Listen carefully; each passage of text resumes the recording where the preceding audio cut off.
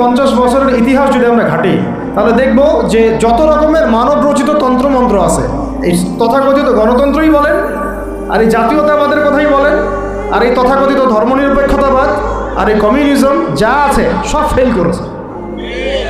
পশ্চিমা সব মতবাদ এখানে এমনভাবে ফেল করেছে যেটা ইতিহাসে বিরল।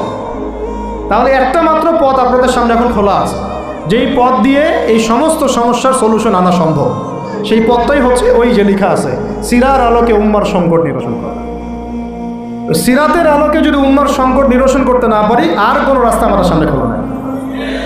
দিন কায়েমের শর্ত 3টা বলেছেন না? 3 নম্বর শর্তটাই হচ্ছে এটা যদি ইবাদত হয়, দিন কায়েম যদি একটা ইবাদত হয়ে থাকে, তাহলে সেই ইবাদত কবুল হবে শুধু একজন ব্যক্তির তরিকায়।